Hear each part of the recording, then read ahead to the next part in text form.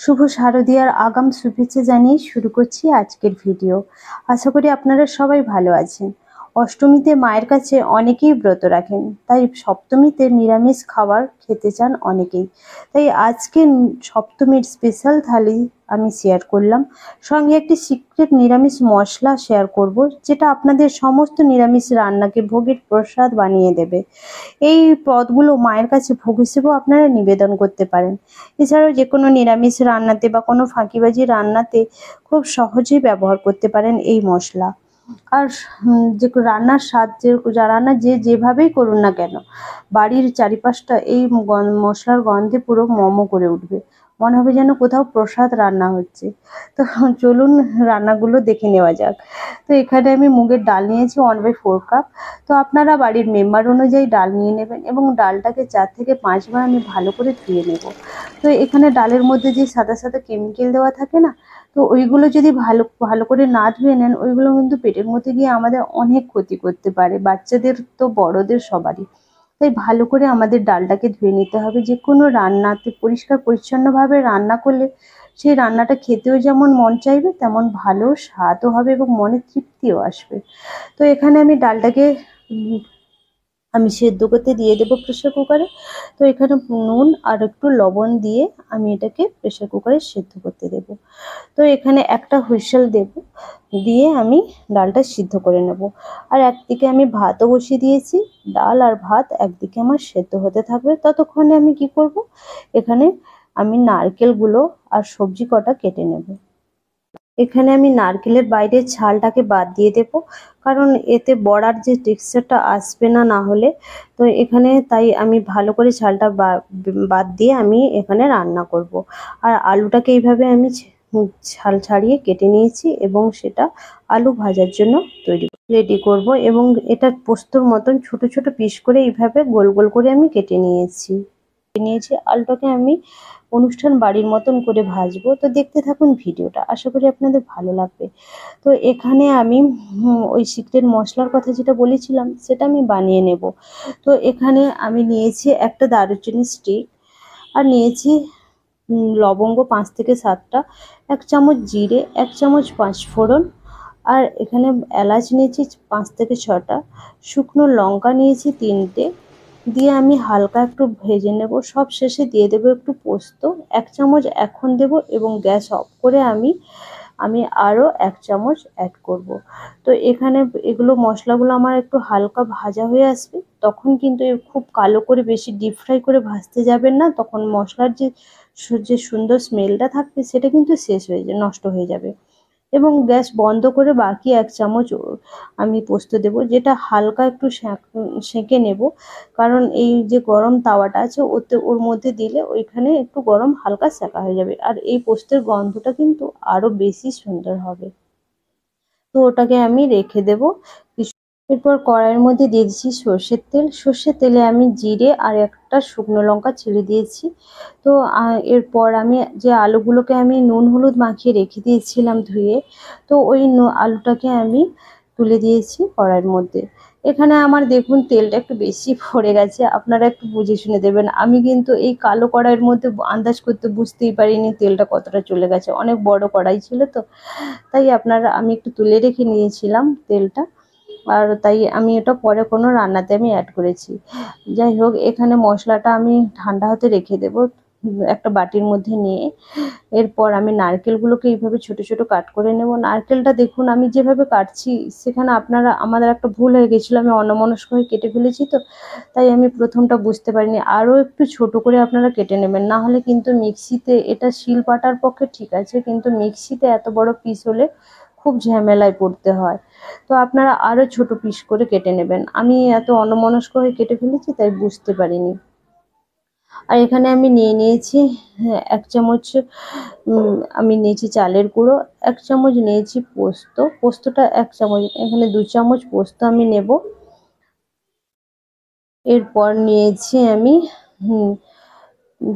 কাঁচা লঙ্কা 2 থেকে 3টা আমি দেব, আপনারা ঝালটা নিজেদের স্বাদ অনুযায়ী দেবেন। আর এখানে নিয়েছি আমি হলুদ গুঁড়ো, তেল আর একটু অল্প লবণ আমি দিয়েছি, জল দিয়ে আমি এটাকে পেস্ট করতে নিয়ে নেব। আর এখানে যে মশলাটা আমি ঠান্ডা করে রেখেছিলাম, ওই সিক্রেট মশলা, ওটাকে আমি গুঁড়ো করে নিয়ে চলে এসেছি। এইভাবে সুন্দর একটা গুঁড়ো করা হয়ে গেছে। তো এরপর আমি যে নারকেল আর পেস্ট বানিয়েছিলাম, নারকেল আর পোস্ত আর চালের গুঁড়ো যে পেস্টটা বানিয়েছিলাম, সেটাকে আমি একটা বাটির মধ্যে নিয়ে নিয়েছি। এরপর আমি সবজিগুলো কেটে নেব। এখানে বেগুন একটা বড় সাইজ গোটা লাগবে না আমার, এখানে হাফটা বেগুন হলেই আমার হয়ে যাবে, কারণ বেগুনগুলো খুব বড় বড়। তো এখানে বেগুনগুলোকে আমি এইভাবে ছোট ছোট পিস করে টুকরো করে নেব। তো আপনারা টুকরোগুলো দেখে বুঝতে পারছেন, এর সমস্ত সবজিগুলো কিন্তু একই রকম হবে। তো আমি এখানে শাকের ছ্যাঁচড়া বানাবো, তাই ছ্যাঁচড়ার যে সবজিগুলো একই সাইজের হবে, তাই আলু, বেগুন, কুমড়ো আর এখানে গাজর সবই আমি একই সাইজ করে কাটবো। আর একটা জিনিস, আমি যাকে বরবটি আনতে দিয়েছিলাম, ও কি করেছে, ও আমার ছোট বোন, তো ও বরবটির নিয়ে আমাকে ওর কাছে বাড়িতেই নিয়ে চলে গেছে, ও আমাকে দিতেই ভুলে গেছে। তো যাই হোক, বরবটি আর দেওয়া হলো না। তো না হোক, কোনো অসুবিধে নেই। এখানে আপনারা বরবটি থাকলে বা বিনস থাকলে আপনারা ছোট ছোট পিস করে এইভাবে দিতে পারেন। তো এখানে আলু, কুমড়ো আর গাজর আর বেগুন আমার কাটা হয়ে গেছে। বেগুনটাকে আমি আলাদা করে রাখবো, আর এখানে কুমড়ো, গাজর আর আলুটাকে আমি একসঙ্গে রাখবো। এবার শাকগুলোকে আমি এখানে লাল শাক পেয়েছি, আমি চেয়েছিলাম একটু যে লক্ষ্মী নোটে হয় না, তো সেই শাকটা রান্না করতে। তো এখানে লাল শাকটাই আমি পেয়েছি বাজারে, তো যেটা পেয়েছি সেটা দিয়েই ছ্যাঁচড়া বানানো যায়। তো এদিকে দেখুন, শাকগুলো এখানে কেটে পরিষ্কার করে নিয়েছি। এদিকে দেখুন, আলু ভাজার আলুগুলো প্রায় আমার সেদ্ধ হয়ে গেছে, লাল লাল করে ভাজা হয়ে গেছে। এরপর আমি কড়াইয়ের মধ্যে পোস্ত একটু দিয়ে দিয়েছি, 1 চামচ, সরি। তো দিয়ে আমি আলুগুলোকে এইভাবে ফ্রাই করে নেব, পোস্তর সঙ্গে মিক্সড করে নেব। তো এখানে আলু ভাজাটা আমার রেডি হয়ে গেছে। আর যে তেলটা আমার আলু ভাজার বেড়ে গেছিলো তুলে রেখেছিলাম, তো সেটাকে আমি কড়াইয়ের মধ্যে দিয়ে আমি বেগুনগুলোকে আগে প্রথমে ভেজে নেব। বেগুনগুলো এখানে ভাজা হতে হতে আমি কি করব, এদিকে আর একটা কড়াইয়ের মধ্যে যে গাজর, আলু আর কুমড়োটা ছিল, ওটাকে আমি ভেজে নেব। এখানে একটু অল্প লবণ আর হলুদ দিয়ে আমি এই সবজিগুলোকে প্রথমে ভালো করে একটু ভেজে নেব। হালকা তাপে আপনাদেরকে ভাজতে হবে, কারণ না হলে কিন্তু সুসেদ্ধ হবে না। তো এখানে ভাজা হয়ে গেছে সবজিগুলো। এরপর কড়াইয়ের মধ্যে 2 থেকে 3টে শুকনো লঙ্কা, 5 ফোড়ন আর একটা তেজপাতা দিয়ে আমি ফোড়নে দিয়ে দেব, এবং একটু আদা থেতো করে আমি 1 চামচ দিয়ে দেব। তো এখানে খুব বেশি তেল দেওয়ার কোনো দরকার নেই, কারণ আমার সবজিতেও তেল আছে, আর তাছাড়াও আমি তেল একটু শেষে অ্যাড করব। এরপর দিয়ে আমি শাকগুলোকে তুলে দিয়েছি, শাকগুলো দিয়ে আমি এখানে শাকগুলো নেড়ে নেব। এবং সবসময় ছ্যাঁচড়ার শাক একটু বড় রাখার চেষ্টা করবেন, কারণ ছ্যাঁচড়ার শাক অনুষ্ঠান বাড়িতে হয়, দেখতে পান না, যে ছ্যাঁচড়ার শাকগুলো কিন্তু একটু বড় বড়ই রাখা হয়। আর ভাজার শাক যতটা ছোট ছোট করে কাটা হয়, ছ্যাঁচড়ার শাক কিন্তু অত বড় ছোট করে কাটা হয় না, একটু বড় সাইজ করে কাটতে হয়, তাহলে ওটা সবজির সঙ্গে সুন্দরভাবে মিক্সড হয়ে যায়। এবং শাকের মধ্যে অল্প লবণ আর হলুদ আমি এখানে অ্যাড করেছি। হ্যাঁ, সব সময় একটা জিনিস আপনাদের মনে রাখা উচিত, যে শাক যখন রান্না করবেন সবসময় লবণটা একটু অল্প করে দেওয়ার চেষ্টা করবেন, না হলে কিন্তু কি হয় বলুন তো, শাকটা যখন অল্প হয়ে যায়, যখন সবজি ফেলা হয় কড়াইয়ের মধ্যে, তখন কি হয়, শাকটা দেখে মনে হয় অনেকখানি নুন লাগবে, কিন্তু এখানে যখন নুন দেওয়া হয়ে যায়, তারপর কিন্তু আর খাওয়া যায় না, আর শাকে নুন হলে একেবারেই খাওয়া যায় না। তাই শাক রান্না করার সময় সবসময় অল্প নুন দেওয়ার চেষ্টা করবেন। তারপর যদি লাগে তো পরে একটু অল্প দিতে পারেন, কিন্তু তার আগে প্রথম থেকে কিন্তু বেশি লবণ দিয়ে দেবেন না। তো এরপর আমার শাক আর আলু, বেগুন একসঙ্গে, সব বেগুনও আমি দিয়ে দিয়েছি, সবই একসঙ্গে আমি কষিয়ে নেব সুন্দরভাবে। ওটাকে ঢাকা দিয়ে শাকটা রান্না করব, না হলে কিন্তু শাকের গুণটা নষ্ট হয়ে যায়। এখানে দেখুন, আমার যে নারকেল বাটা হয়েছিল, তো ওর মধ্যে অল্প জিরে দিয়ে দিয়েছি। এবার আমি বড়াগুলোকে ভেজে নেব। এখানে আমি সব বড়াগুলো তাওয়া গরম করে সর্ষের তেলের মধ্যে ভাজবো। আপনারা রিফাইন তেল ব্যবহার করতে পারেন, আমি এখানে সর্ষের তেলে বড়াগুলোকে ভাজবো। যেহেতু আমি বাঙালি রান্না করছি এবং তার আবার দুর্গাপুজোর জন্য, তো সেজন্য আমি সবকিছু একটু সাবেকি আনার একটু বজায় রাখার চেষ্টা করছি, বাঙালি আনা বা সাবেকি আনা রাখা রান্না করার চেষ্টা করছি। তো এখানে দেখুন ছ্যাঁচড়াটা আমার রেডি হয়ে গেছে। তো ওর মধ্যে অল্প পরিমাণ আমি মিষ্টি দিয়েছি, আপনারা না চাইলে না দিতে পারেন, রান্নার ব্যালেন্সটা আনার জন্য অল্প আমি মিষ্টি দিয়েছি। তো এখানে ওই যে ভাজা মশলাটা আমি করে রেখেছিলাম, তো শাকের মধ্যে আমি ওই ভাজা মশলাটা আমি দিয়ে দিয়েছি। দিয়ে আমি ভালো করে একটু মিক্সড করে নেব মশলাটাকে, খুব বেশি ধরে নাড়ানোর দরকার, রান্না করার তারপর দেওয়া দরকার নেই। সব শেষে একটু অল্প সর্ষের তেল দিয়ে আমি একটু সব তেলটাকে সব মিক্সড করে নেব। মিক্সড করে আমি এটাকে কিছু ঢাকা দিয়ে রেখে দেব স্ট্যান্ডিং টাইমে, না হলে কিন্তু এই যে সুন্দর যে স্মেলটা উঠেছে না, ওটা বেরিয়ে চলে যাবে। তাই আমি ঢাকা দিয়ে রেখে দেবো কিছু সময়ের জন্য। তারপর আমি এদিকে চলে এসেছি, এখানে আমার এক পাশ হয়ে গেছে বড়ার, তো অন্য পাশটা আমি উল্টে দেব। এখানে দেখুন আমি অন্যমনস্ক একটু হয়ে গেছিলাম, তাই বড়াটা কিছু কিছু আমার নিচটা একটু কালো ধরে গেছে। তো আমি এখানে ডালে তড়কা দিয়ে দেবো। ডালে তড়কা দেওয়ার জন্য আমি এখানে গোটা জিরে, শুকনো লঙ্কা, তেজপাতা নিয়ে নিয়েছি, আর সঙ্গে একটু আদা থেতো করা ছিল, তো সেটা দিয়েছি। আর একটু কালারের জন্য আমি শুকনো লঙ্কা এখানে দিয়ে দিয়েছি, লঙ্কার গুঁড়ো।